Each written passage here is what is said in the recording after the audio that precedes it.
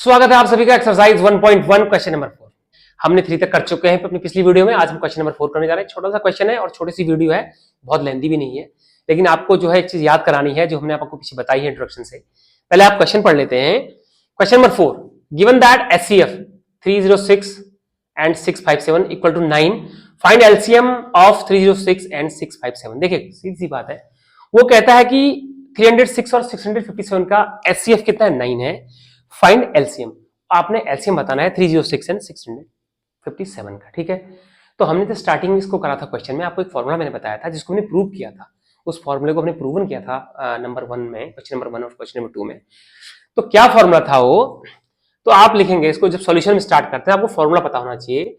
LCM into HCF equal to product of number. ठीक है, product of number, product of number. तो आप समझ गए क्या मतलब है मेरा कहने का। मेरा कहने का मतलब है कि अगर हमको जितने भी नंबर्स दिए हुए हैं, चाहे वो 2 है, 3 है, 4 है, 5 है, 6 है, उनमें अगर हमें एक का एलसीएम पता है या हमें एचसीएफ पता है और नंबर सारे पता है, तो उसका एक फॉर्मूला है, उन नंबरों का एलसीएम और एचसीएफ का मल्टीप्लाई उनके नंबर्स के प्रोडक्ट्स के इक्वल होगा। ठीक है, यहां पर आपने एलसीएम और एचसीएफ कुछ भी नहीं निकालना है। ठीक है, इसको क्लियर समझ लीजिए। तो आप देखिए, आपको गिवन है, एक छोटा सा क्वेश्चन है, आपको इसमें एचसीएफ दिया हुआ है 9। अब गिवन क्या और नंबर आपको दिए हुए हैं। गिवन क्या है आपके पास, एचसीएफ इक्वल टू 9। ठीक है ना, एचसीएफ 9 है और नंबर्स क्या है आपके पास, नंबर इक्वल टू 306 एंड 657। तो आप इसकी वैल्यू को इस फॉर्मूले में क्या कर लीजिए, प्लेस कर लीजिए। तो एलसीएम आपने फाइंड आउट करना है, एलसीएम हमारे पास नहीं है। एलसीएम इक्वल टू एचसीएफ कितना है आपके पास, 9 equal to product of number क्या हुआ, 306 मल्टीप्लाई 657, ये हो गया। तो देयरफॉर एलसीएम इक्वल टू क्या होगा आपके पास, 306 मल्टीप्लाई 657 अपॉन 9। ये देखिए, ठीक है। अब इनको आप दोनों को मल्टीप्लाई करके 9 से डिवाइड कर सकते हैं, या आप पहले इसको क्या कर सकते हैं, आप इसको पहले थोड़ा सा सरल कर सकते हैं, यानी कि उसको थोड़ा डिवाइड करके 3 3 जा 9, 3 1 जा 3, 3 0, 3 2 जा 6। देखिए ऐसे आ गया ना। आप 3 से फिर मल्टीप्लाई होता, 3 1 जा 3, 3 3 जा 9 डिवाइड हो जाएगा 112, 3 4 जा 12। तो आपके पास कितना बचा, 34 इंटू 657। और इसको आप अपने रफ कॉपी में मल्टीप्लाई करिए, तो मल्टीप्लाई करके कितना निकल जाएगा, इसको ये मल्टीप्लाई करेंगे, ये निकल जाएगा 22,338। ये आपका आंसर आ गया। ठीक है ना, ये आपने एलसीएम निकाल दिया। इसका एलसीएम इतना है, जिसका एचसीएफ मात्र 9 था उसका एलसीएम इतना आया। एचसीएफ क्यों 9 था, क्योंकि जब आप इन दोनों का प्राइम फैक्टराइजेशन करेंगे तो सिर्फ आपका जो कॉमन आएगा वो 9 रहेगा, 3 इंटू 3 रहेगा, क्योंकि प्राइम फैक्टराइजेशन में आप 3 से डिवाइड करेंगे पहले और फिर 3 से दोबारा डिवाइड करेंगे, तो 2 3 कॉमन होंगे ऊपर नीचे, इसलिए 9 होगा। लेकिन एलसीएम क्या होगा, कॉमन भी और जो सब बच गए वो भी, तो सब मिला के 22,338 आपका क्वेश्चन नंबर 4 का आंसर आ गया। बहुत ही आसान क्वेश्चन है, आपने देख लिया ना। ठीक है, अब ये क्वेश्चन नंबर 4 हो गया। अब इसके साथ छोटा सा क्वेश्चन और है, क्वेश्चन नंबर 5, वो भी हम इसके साथ ही में कर देते हैं क्योंकि वीडियो छोटी है, लेंथी अभी नहीं हुई है, 3-4 मिनट की वीडियो है। तो क्वेश्चन नंबर 5 भी हम इसके साथ कर लेते हैं, बहुत छोटा सा है, उसमें आपको समझना है, लिखना अपने हिसाब से। ठीक है ना, तो मैं इसको इरेज करके आपको उसको समझा देता हूं कि उसमें क्या करना है। इसको इरेज कर लेते हैं। ठीक है, देखिए अब क्वेश्चन नंबर 5 में हम आ गए। क्या लिखा हुआ है, देखिए ध्यान से पढ़िए।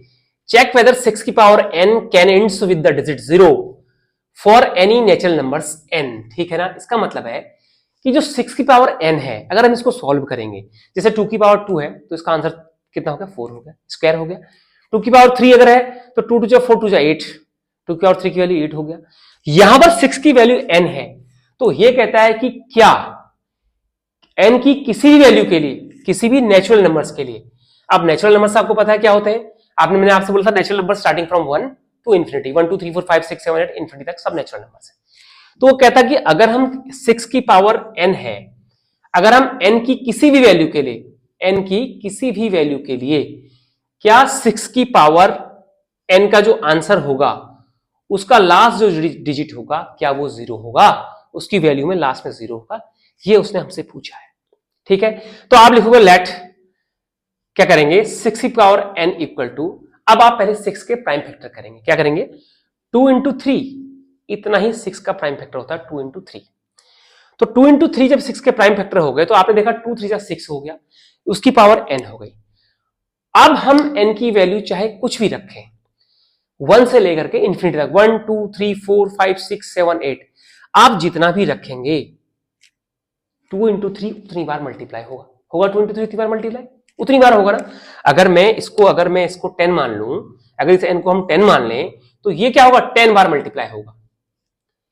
तो चाहे ये कितनी बार भी मल्टीप्लाई हो जाए 2 इंटू 3, लेकिन आप देख रहे हैं कि इसके लास्ट में मल्टीप्लाई हुए कभी भी 0 नहीं आएगा, because there is no other numbers in the prime factorisation of 6। There are only 2 numbers 2 and 3 in the prime factorisation of 6, और जिनको मल्टीप्लाई करने से कभी भी 0 नहीं आता है। We never find the product 0 by multiplying 2 और 3, जब तक कि उसके पास क्या ना हो, हमारे पास एक डिजिट ना हो 5, क्योंकि 6 के पीछे मल्टीप्लाई करके तभी 0 आएगा जब उसके साथ 5 हो।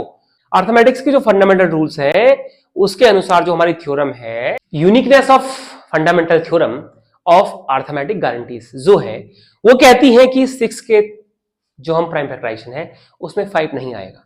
तो जब 5 नहीं आएगा तो इसका मतलब हम कितनी बार भी इसको मल्टीप्लाई करेंगे तो इसके जो एंड से डिजिट में वो 0 नहीं आएगा। आप ऐसे ही लिखेंगे जो हमने लिखा, तो there is not any other number like 5 in the prime factorization of 6, ठीक है। therefore there is never comes 0, ठीक है, never comes 0 by the solution of 6 की पावर n, ठीक है, for any natural, ठीक है, नंबर फॉर n। ठीक हो गया, ये आपका आंसर हो गया। हमने क्या लिखा समझ गए ना। जब हमने कहा इसमें 5 नहीं आता क्योंकि वो 2 ही है, तो हमने आंसर लिख दिया कि hence there is not any solution of 6 power n in the ends with 0, digit ends with 0, because for any natural numbers n the multiply is never been 0। ठीक है ना, आप समझ गए इसको। तो ये हमारा कंप्लीट हो गया, आपने इसको समझना है और अपने हिसाब से आप इसकी लैंग्वेज लिख लीजिएगा, कोई दिक्कत नहीं है जो हमने कहा है, ठीक है ना। लेकिन समझने के लिए मैं आपको बता दें कभी भी 0 नहीं आएगा, ठीक है। तो हमारी वीडियो में अंत तक बने रहे, इसके लिए आपका बहुत बहुत धन्यवाद, वेरी मच थैंक यू। आप देखिए, अपने दोस्तों को बताइए और मिलते हैं अपनी नेक्स्ट वीडियो में, तब तक के लिए हमें इजाजत दीजिए। Thank you very much.